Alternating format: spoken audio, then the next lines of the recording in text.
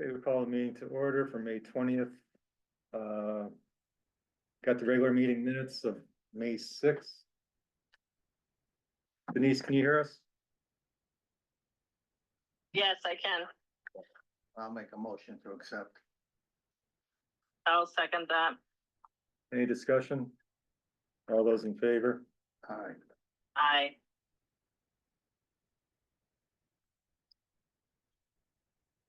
Appointments, just one appointment for Jackie Hamilton, for Beach and Rec. In the term of October 15th, 2024 to, I'm sorry, yeah, it's October 15th, 2024 to October 14th, 2029. Is there a motion to approve Jackie? I'll make that motion. I'll second that. Any discussion? Seeing none, all those in favor? Aye. Aye. Do we want to motion to move the solar presentation from 5 up to 3A? I'll make the motion. I'll second it. Any discussion? All those in favor? Aye. Aye. So the solar presentation, you guys want to get started? Sure. Yeah. I'm Tom White, this is Vinnie Aiello, Denise White, our other select person's on the phone. And I don't know if you've met Tony before, he's our zoning enforcement officer. See you. Yeah, I'll take it. Okay, yeah, we have a few. And that's John McKenna in the back, he's a local, Yes, please. Thank you. local press. All right, so we have a few hard copies. We have this big board. Sorry, I did not send it to you electronically, so I don't know where the best spot is for people to see. Is there a good spot to set this up? I also Anywhere. forgot my easel, so apologize for that. But I can set it up. Yeah.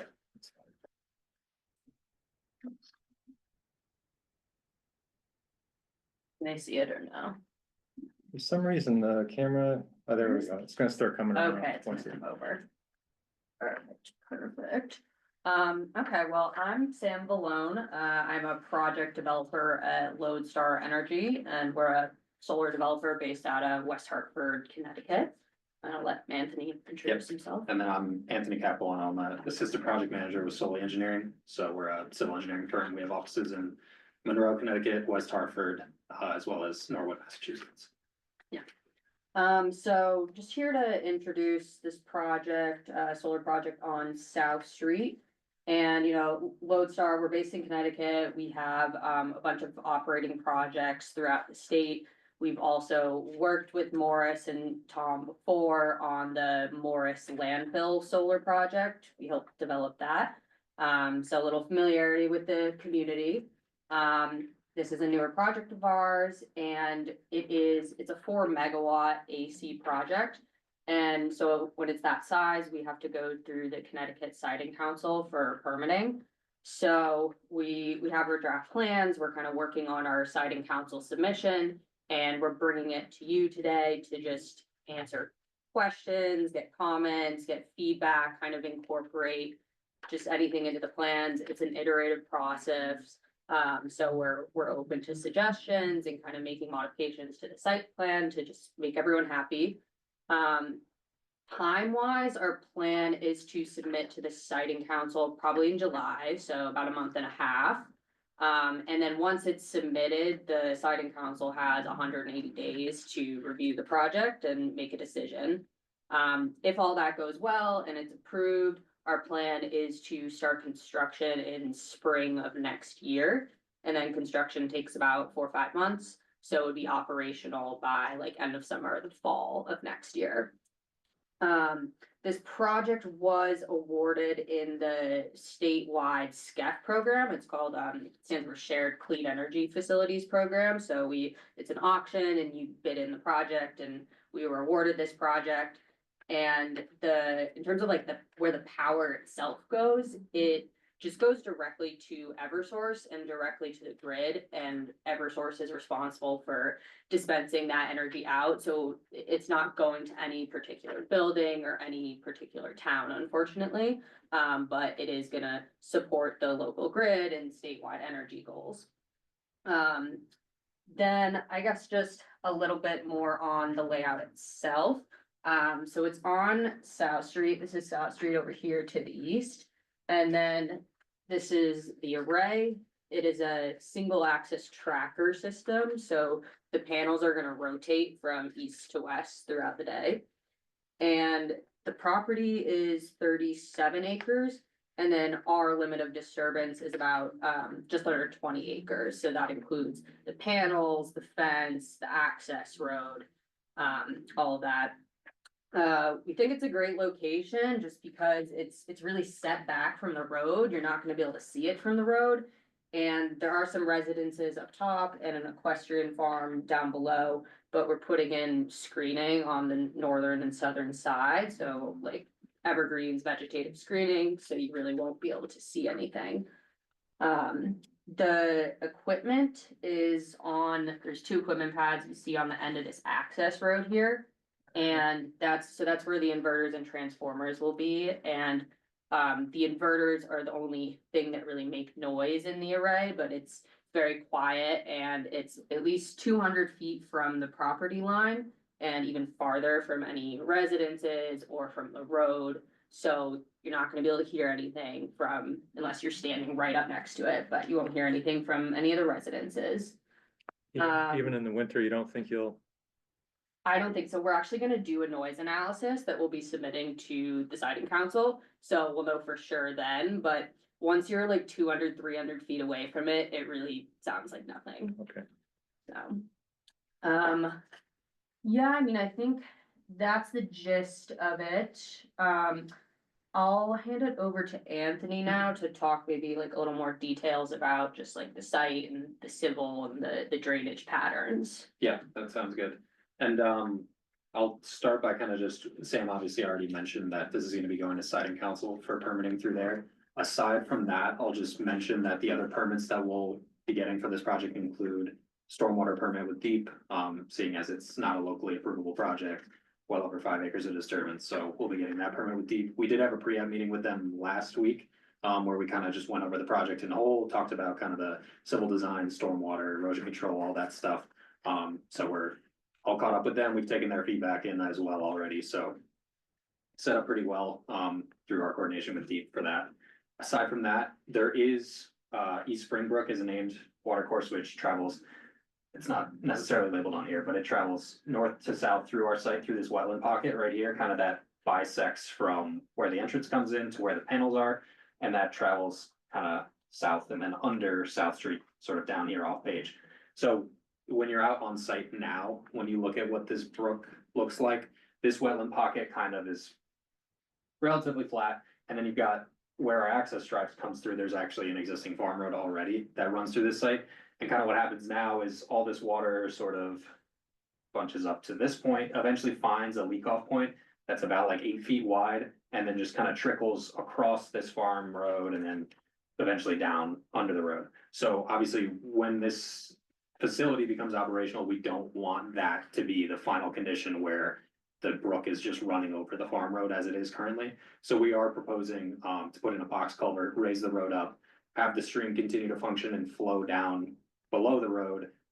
We've already done some coordination with fisheries over at Deep, just to kind of get their best management practices accounted for when we're doing this box culvert design. And seeing as it is a direct impact to wetlands, we'll be getting applying for a PCN permit with Army Corps of Engineers through, I believe it's GP20 is the general permit that relates to like utility infrastructure, and that's kind of the general permit that's standard across the board for solar projects like this. And we've discussed that with Deep already. They're fully on board with that being the path forward to go with Army Corps. So that's another permit we'll be getting for this. And then the last one that I'll mention also is, seeing as South Street is a state road, we'll be getting an encroachment permit with DOT. We're already starting to pull that information together, get like a preliminary review package over to them, so that by the time we submit this to siting council, and by the time we're through siting council, we've already gotten their preliminary review done, gotten all their comments taken into account, and once we're done, we'll essentially just have a clear path to like actually apply for the encroachment permit and get that all squared away for construction. So that's just kind of like a high level permitting overview, at least for this project. Talking about the actual civil, like stormwater design, this was another thing we reviewed Deep at our pre-app meeting. Seeing as this is all mostly crop rows, agricultural field, you've obviously got a little pocket of some wooded areas here, and that kind of bisects the middle of this. And then as well, there's a little bit of clearing that has to happen in the back of the site. But when you take like a crop row condition like this and you reseed it with like a meadow seed mixture, which is typical for these types of solar projects, it's actually a reduction in curve number, when you look at the existing conditions versus post conditions. So when that happens, because of the change in ground cover to like a more of a meadow cover type, it proposes better infiltration. It actually drops your peak runoff rates. So because of that, we don't have to propose any permanent stormwater features like basins or underground storage or anything like that. So we've already reviewed that with DEEP. It's been kind of common practice for a lot of these solar projects that we do on agricultural fields like this. So they're well aware of that kind of approach and seeing as you change that cover type to a better, higher, better for infiltration cover type, that kind of covers your bases as far as reducing peak runoff and not needing any permanent basins or anything like that. So that's the plan, at least for stormwater. It's pretty flat there. that line.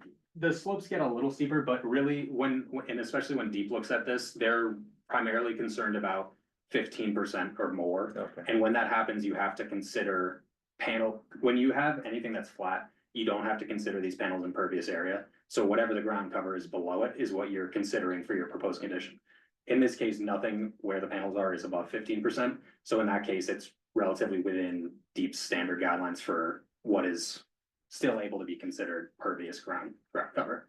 So things will start to get steeper as you get back to these wetlands in the back, but as far as the panel area itself, it's relatively flat. Aside from the stormwater, and again, with the stormwater, we're not really proposing any wholesale grading, especially within the panel area. We'll have to do some grading to get the road in, just from DOT standard standpoint. And then obviously to get that box culvert in, we're gonna have to bring in some fill, raise the road up, but then we're kind of offset that with some cut as well in this area. So we're gonna get pretty much as close to a net zero, export import as possible. So no real materials gonna have to come in, no materials gonna have to leave the site. From an erosion control standpoint, we'll have standard practices like construction, anti-tracking construction entrances, silt fence, compost filter stock, material stockpile areas that'll be well denoted, and just kind of your standard practices that are accepted by DEEP. I'll also mention, you can see on here, there's a sort of red area back here. So that was identified initially when we were doing the wetland delineation as a potential vernal pool. It was done outside the vernal pool season, so there was no way to fully tell if it was a vernal pool or not.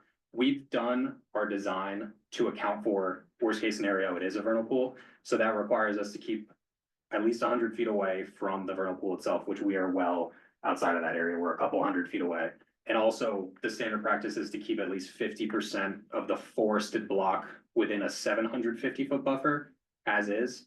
And we're well over that. I think we're at like 85% of that forested block remaining intact. We do have a wetland scientist out there now doing studies through the summer to determine if this is a vernal pool or not. So far, it's looking like probably not, but we're gonna keep those studies going through the summer so we can make that final determination. But just so you're aware, just in case worst case scenario, it is a vernal pool, we're still designing it to be in compliance with the best management practices for handling those vernal pools.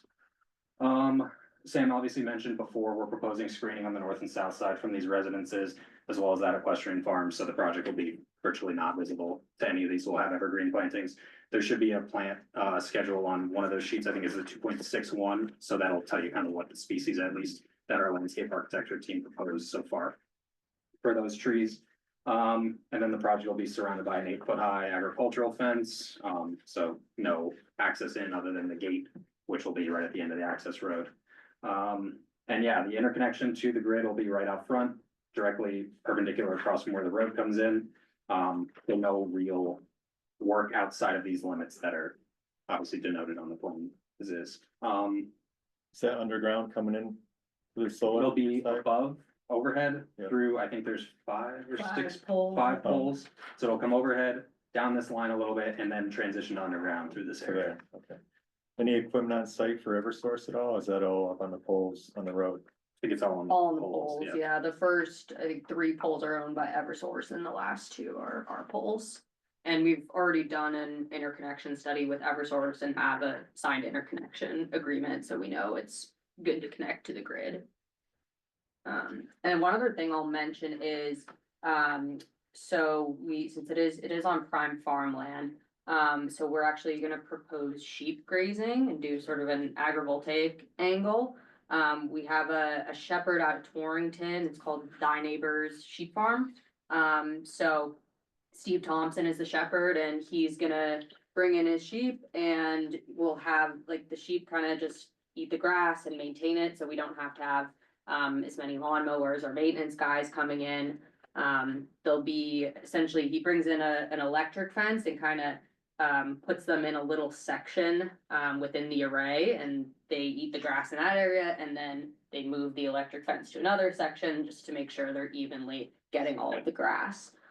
So we'll be submitting an actual like sheep grazing plan that has a lot of detail to the siting council, and will be made available to all of you when we do that. What's the status of the rest of the properties? There's still gonna be a field on the upper northeast side? Yeah, the field up here, we have no plans to do anything with, so we might just have a farmer keep haying it. But we're just leave it as is, but no, nothing with the solar. And that I have a quick access question. road is only for the people going to. Hold on one second. do It'll be work on all right. the solar- Yes. On the solar. Yeah, and it's, Yeah.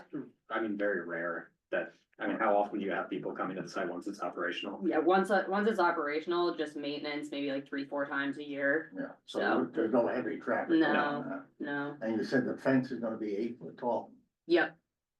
with the screening, So the screening is gonna be just just on the residential side?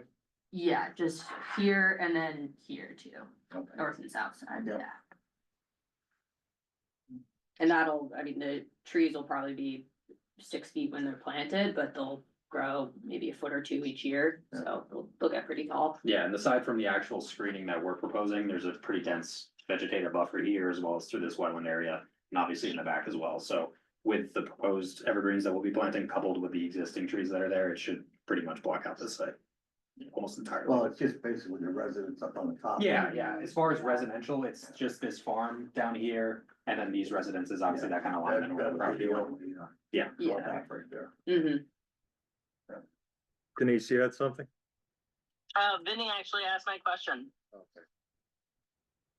And then just another thing that Sam had said, obviously with the noise, it's obviously a contentious thing with these solar projects. With the fact being that all the equipment's located here, we've got a pretty good buffer from where all these residences are on the north side, so that relatively hear nothing.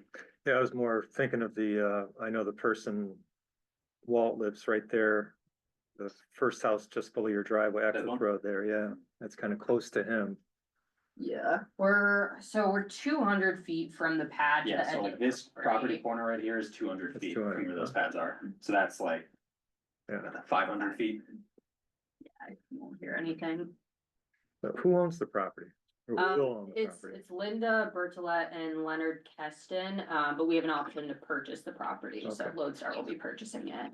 Okay, Can I ask a question? sure. I just, how many years were you planning on keeping it? A lot of times it's 20, I noticed, but I don't know. Yeah, 20 years is the length of our revenue contract with Eversource. After that, there's no existing program to keep going, but we think that they'll probably come up with some successor program and it could potentially go longer.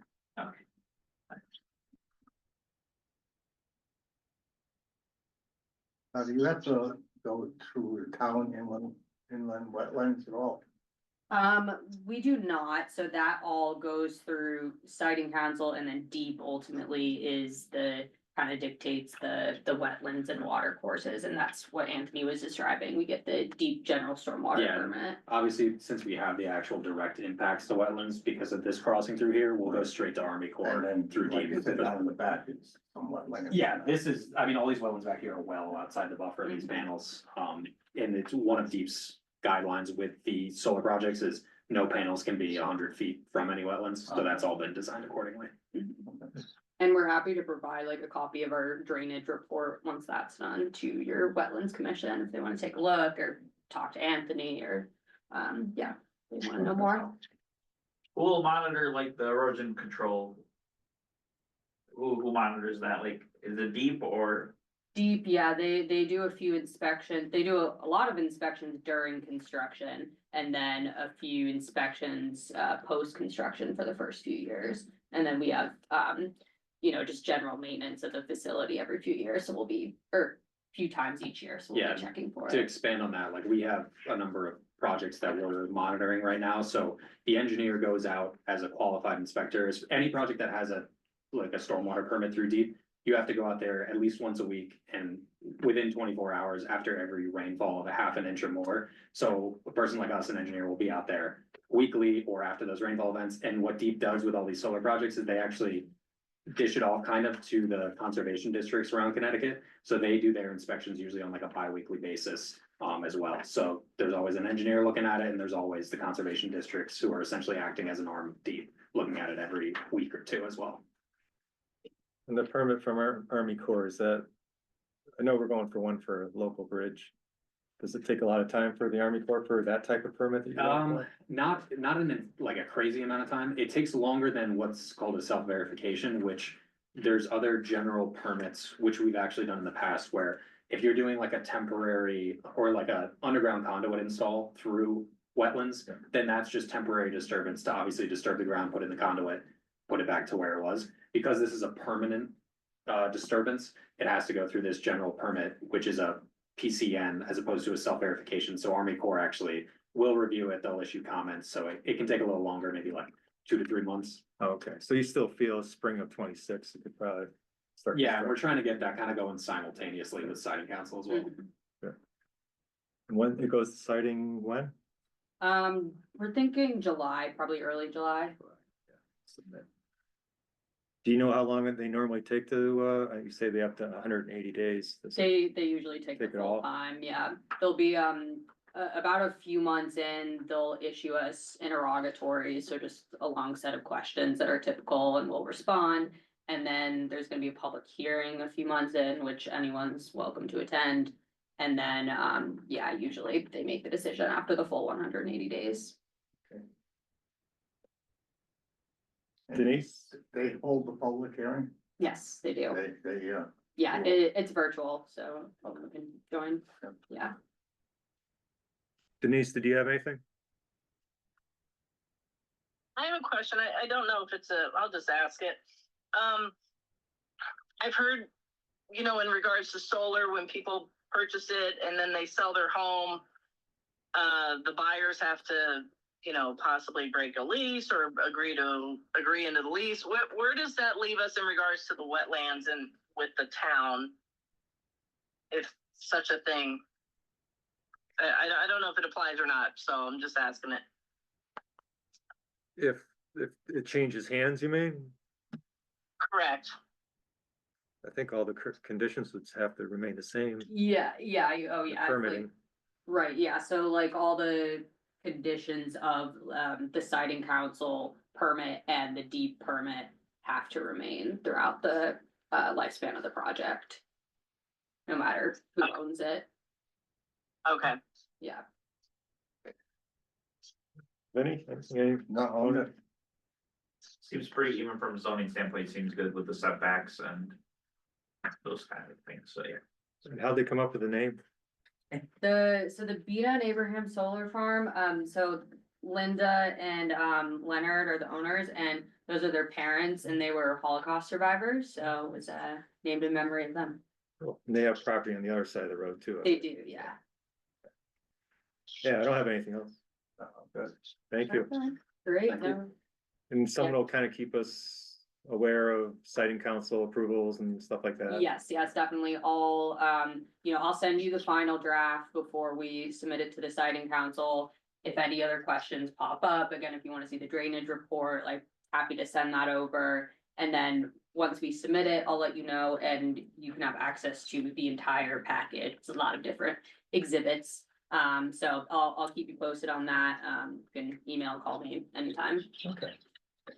And hopefully we'll be talking about the other solar field in Lakeside. So Yep, I'm hoping that will get built this year, that'd be nice. that's the goal.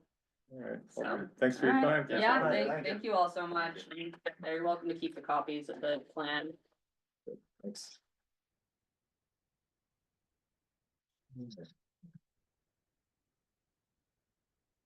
Thank you all. Have a good day. Thanks. So next on The agenda is the talk of a forensic audit for Region 6. I know a lot of people have been talking about it.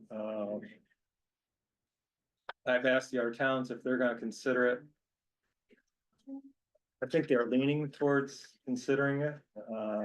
I imagine it would cost about the same as what Litchfield got their RFP for. I think that was between 85 and 160,000 or something like that. I kind of think the voters should decide. It should go to part of the town meeting. Maybe we can get an RFP out. I'm not sure if we'll get a response back before a meeting, but we could kind of base the cost on what Litchfield came up with their RFP. So I imagine the two school systems were about the same size, fairly close. And I imagine the forensic would be about the same cost, so. Whatever you guys think, we are gonna have a meeting coming up in June anyways. We do have to get a member on to Region 20 Board of Ed. And we could add that to the call of the meeting at that time. Yeah. So would this be can you explain if we put it out to vote for the town and 2 of the 3 towns vote yes, like how does that, do we know how that would flush out? Well, I think, all 3 would have to agree, unless 2 of the towns decide to pick up the cost on their own, which Okay, I don't think they would. But I think people have been asking for it. I think, we should actually get it out there, let them get their voice out there, whether they want to go forward with it or not. I think that's. There's so many questions that keep popping up. Yep. Yes, Tony. What's the difference between like a forensic audit and a regular audit that they do? I'm just wondering, because I've heard this word a lot recently, and I just wanna know the differences kind of. It's definitely a lot deeper depth audit. They'll go right into invoices and, Okay. like there was the last audit for Region 6, anything below $5,000 an invoice wasn't even looked at. They'll detect if there are any areas that really need further research, they'll do a deep dive into those areas if they find something. Okay, that's what I was. And it costs substantially more. I mean, like a town audit for us, it's about $22,000. Obviously, a school system budget is a lot higher than ours, but I think Litchfield, like I said, was between 85 and, I don't know, 160 or somewhere around there. It's a lot of work. And thanks for the explanation. I was just wondering, because been a lot of people talking about it. I wasn't sure. There's a lot of questions that people are asking. Yeah. And, Rightfully so. you've been asking questions yourself. Yeah, and in my update too, there's a few more questions that'll pop up, so we'll have to talk about it. But, at our next meeting, we can probably do a call for a town meeting and, add it to that call and, go from there. can we also understand, I don't know if the lawyers can help us word this, what we can do with the information when it is found? I guess it depends on what is found. Agreed, but like, I think that's the next question is, what does it mean when we do have the forensic audit? What is that result and what are we as a town or as a school district really able to do with it? Just so it's just a question to be Yeah. answered. Okay. I can ask that. But yeah, I think it definitely depends on what turns up and, where that information should go. Right. All right, anything else on the audit? You wanna make, I guess we can make the motion when we do the call of the meeting. Do you wanna add the agenda forward? The Munson House? Yeah, you wanna do that now or, No, anyway. let's do that now. Do you wanna do? Denise, we need to add to the agenda under 4A, Munson House. I'll make a motion to do that. I'll second it. Okay. I suppose for the Munson House, you're talking about the additional space? Yeah, Okay. the additional room. Um, So over at the Munson House, that the food pantry is, Morris Cares is bursting at the seams and they needed some additional space. The space that they're looking at was where we were keeping a bunch of cots, blankets and pillows for case of emergency shelter, if we need them for emergency shelter. I was able to make space in the rest of our storage area for all those cots and blankets and everything else. It freed up how big's that room? 12 by 12, maybe? I would think, yeah, I Yeah, would say that's pretty. kind of good. freed up a 12 by 12 area that they could really use just because of the amount of food that they are pushing through the pantry and the number of people utilizing it. So it's a modification to the existing lease, really just a floor plan. If we agree to do this, we could just reflect that change in the floor plan on the lease paperwork that we have and let them go ahead and utilize that space. Within the house. Yes, yep. Okay, yeah, I'll make a motion for that. Want me to second that? I would.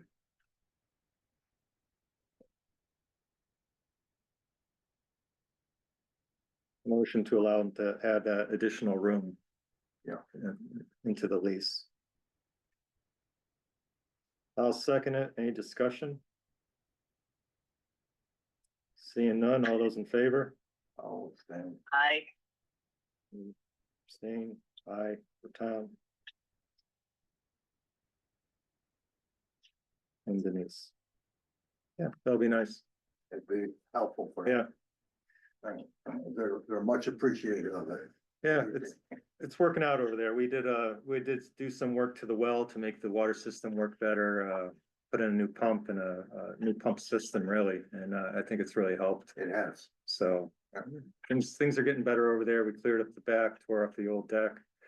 Guys seeded it down. It's like They did a great job back there. I gotta find that where they got that grass seed I from. got, next time, yeah, they did a amazing job back there. Hopefully they mowed it. I don't know. They did. Yeah. They did. So it's looking good. Is there still a dance floor in there? There is if you need it. Okay, Actually, while we're talking about that, kind of part of me in my update is, we do have the memorabilia from Region 6 in storage and working with, oh, it kills me now, our old athletic director, Mary Stoley, okay, to move that down to, I'm not sure if it's the Bantam Annex or the Bantam Borough Hall, might be the Annex. She wants to kind of get all that Region 6 stuff together to decide how to best display it in the future at Lakeview High School or wherever it's going to be displayed.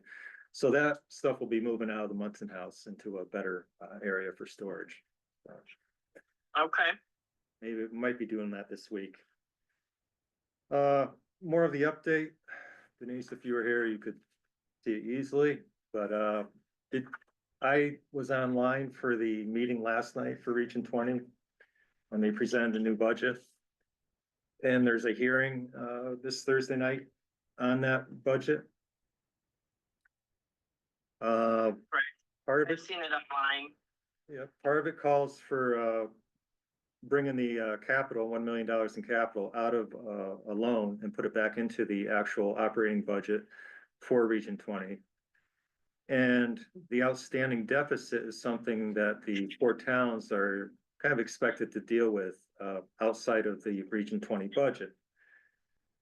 So that's $2,300,000, and the more share of that at 14.48% would be $335,340. The general thought between the towns was to perhaps pay that off in about over 3 years, with each town obviously putting in their fair share. I mean, I couldn't agree to it on behalf of Morris, because this is really a Board of Finance thing, because we have to look at what we have in our fund balance, if we can make it work. But it's substantial because it's $111,780 a year over 3 years. But then you add on everything else that we're kind of expected to pay, the monies that are owed to Litchfield. are $118,399. Our share of that is $39,592. Monies owed to Region 20, just for Morris, $69,053. There are also unpaid invoices owed by Region 6. And if we feel we're under the obligation to pay those unpaid invoices are $312,435. Our portion of that, at 33.44%, is $104,478. Plus, what's not included, I believe, in these invoices is also the unemployment. I'm guesstimating, last I knew it was around 35,000. I'm guesstimating it's about 40,000. We'll have to get the correct number. But that's another $13,376 for Morris. So in the one-time expenses of all those invoices and monies owed to Litchfield and to Region 20, our one-time expenses are $226,500. But then you add on the payment, the 3 years of payment at $111,780 a year. And then we're also expected to pay the pension for Region 6. And we had a meeting with the actuary and the person from the bank. And the actuary kind of suggested or encouraged three towns to put in at least 300,000 a year for a number of years to start building up some principal and start earning some money with that account. So we're looking at a lot of money. The one-time expense, 226,000, then 111,000 every year for 3 years. Plus our, I believe our budget's going up about 917,000, somewhere around there. So we have a Board of Finance meeting tonight, and all of this will be discussed. I had some disagreement over who's really obligated to pay the outstanding debt for Region 6, because there's nothing in state statute that obligates the towns to pay it, but it's probably something that will end up getting paid by the 3 towns, I would imagine, these outstanding invoices. I will say before we, really pay any invoices, we will know exactly what we're paying for. Right. And it will not be any stuff that was for the merge. It should be just strictly Region 6 items. But it's a lot of money. I mean, just kind of looking at it from here, that's what, 47,000, 480,000. And some of that is, like, the pension's gonna be every year for quite a few years. And the Region 6 deficit will be for 3 years. A lot of money to come up with. And it's not only for this year. Right. It's gonna be for 3 years. So that's gonna affect our town budget for the next 3 years. Plus the increase this year in the Region 20 budget. Right. And the increase next year in the Region 20 budget. With the benefits, obviously, most of the budget for Region 20 is probably 75–80% wages and benefits. And those keep increasing. So it's going to be an interesting discussion tonight with Board of Finance, see which direction they want to take, how they want to handle this. Is that on Zoom? Yes. It is, Yeah. okay. Currently, our municipal budget is going down by 3%. Not a huge drop, but it is a drop. We're still waiting on the state to see what they're doing with some of the grants, like educational cost sharing.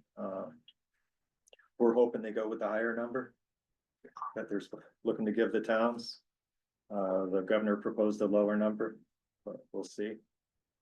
And just have to work it out. Not gonna be easy.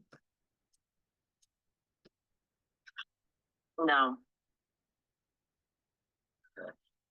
The questionable invoices, the ones that we weren't for sure that they were the responsibility of Region 6, are those a part of the unpaid group or the paid group already? Well, that's what I'll need to look at. Okay. I think all the invoices on various drives that were sent to me that we can print out and go through. I know like, Region 6, they sent us the packet, for what, here it is. What they paid on behalf of Region 6. And a lot of that was, Ed Advance, Smart Education LLC, Greenwoods Counseling, Locksmiths. Payments to the state of Connecticut.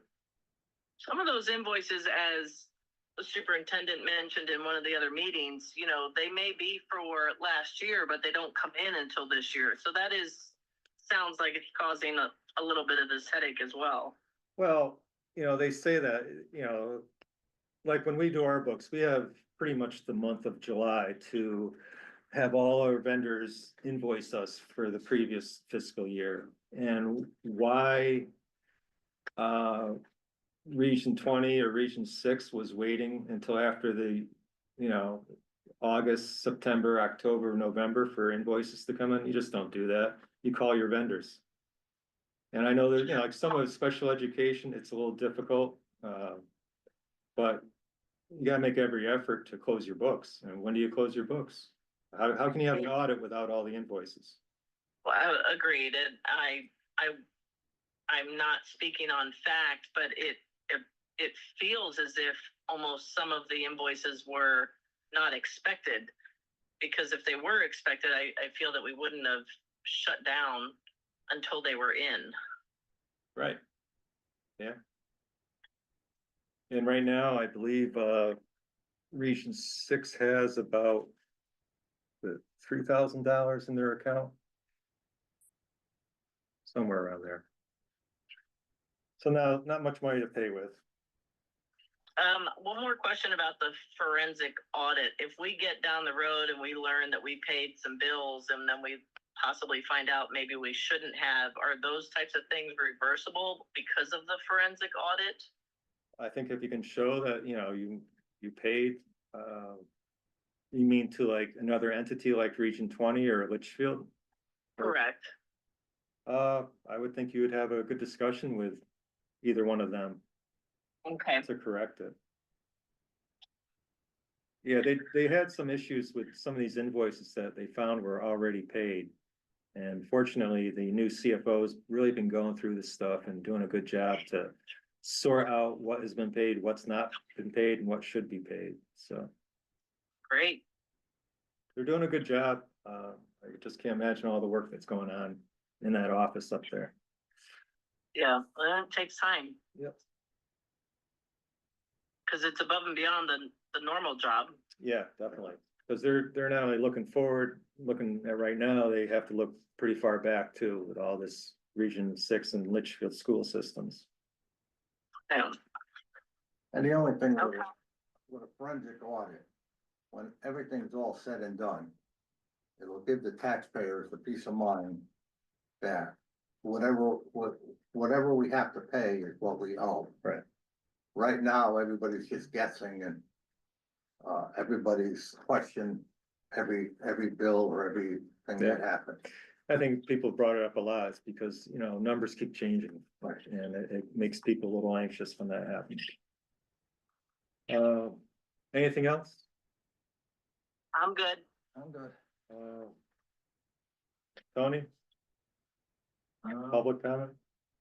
Nah, I'll just listen. Anyone online for public comment? Hey guys, yes, of course, it's Lori Lindenmuth. How are you? Good, how you doing?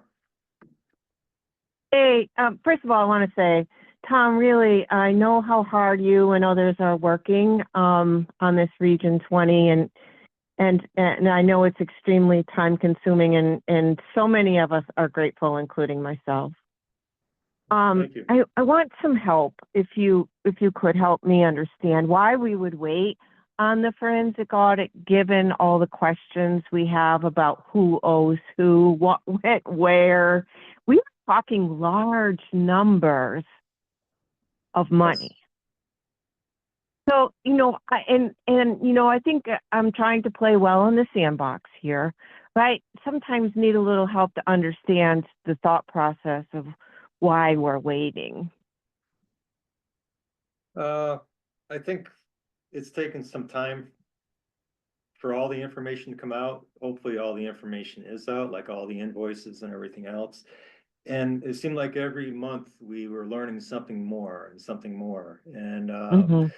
I think, I can't speak for the other first selectmen and Warren and Goshen, but we're kind of waiting to get to the end and say, okay, we got everything. Now we can have an audit or really Okay. look at all the numbers. Mhm.